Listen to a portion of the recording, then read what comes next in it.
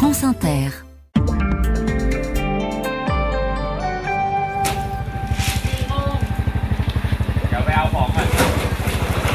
Et nous sommes en Thaïlande, Kevin, qui veut arrêter d'importer du plastique. Oui, c'est le bruit des bouteilles en plastique que l'on entend. La Thaïlande ne veut plus être un de ces pays qui font office de poubelle pour les Occidentaux, qui envoient une partie de leurs déchets pour éviter de les traiter eux-mêmes. 163 000 tonnes de déchets en plastique ont été importés. C'est déjà beaucoup. En Thaïlande, en 2022, la moitié venait du Japon et des États-Unis.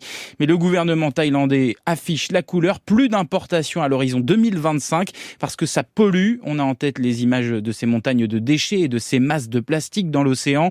Les défenseurs de l'environnement, cependant, sur place sont sceptiques face à cette annonce. C'est un pas en avant, disent-ils, tout en alertant sur le fait que tous les déchets plastiques ne sont pas concernés par la mesure. Et puis, il y a un vrai marché noir du plastique en Thaïlande parce que certains vivent de la revente des déchets. Donc, la question des moyens pour lutter contre le trafic est aussi à poser. Et nous partons pour la Tunisie où le directeur d'une radio très écoutée, désormais en prison. Radio Mosaïque FM Tunis.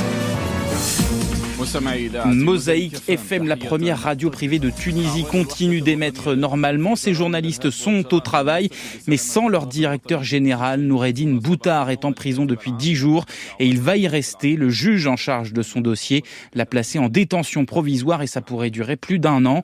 Noureddine Boutar est dans le viseur du président tunisien Kaïs Saïed, accusé de dérive autoritaire depuis maintenant près de 2 ans.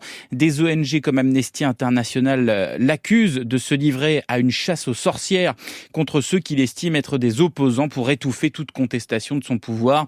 Selon ses avocats, Noureddine Boutar a été en garde à vue longuement interrogé sur la ligne éditoriale de sa radio. Un rapport affirme qu'il utilise les revenus de sa chaîne pour, je cite, comploter contre la sûreté de l'État. Rapport de police. En résumé, on lui reproche d'avoir donné la parole à des opposants de Kaïs Saïed. La Ligue tunisienne des droits de l'homme dénonce bien sûr une atteinte à la liberté de la presse. Et puis, nous voilà avec des larmes de joie sur un terrain de foot.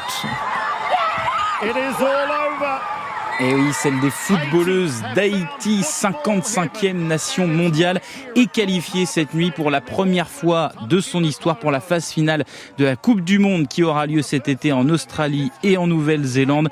Les Haïtiennes ont battu le Chili en barrage 2-1 au bout du suspense, d'où le grand bonheur de leur capitaine et double buteuse hier soir, Melchi Dumornay. On savait qu'on devait le faire, on savait que tout le pays était derrière nous, toutes les Haïtiens dans le monde entier nous supportaient. On voulait écrire l'histoire, on l'a dit, on l'a fait. On a assumé sur le terrain, on a fait les efforts. On est vraiment fiers. On dédie cette qualification à tous les Haïtiens. Merci. Les hommes s'étaient qualifiés pour le Mondial 74, seul grand fait d'armes jusqu'ici du football haïtien, dans un pays rongé par la pauvreté et l'insécurité. Rendez-vous compte qu'il y a 2 ans, le principal centre de formation de football en Haïti avait dû fermer suite à des menaces de groupes armés. Les joueuses évoluent pour la plupart aux États-Unis et en France. Elles ne se voient que pour ces compétitions internationales.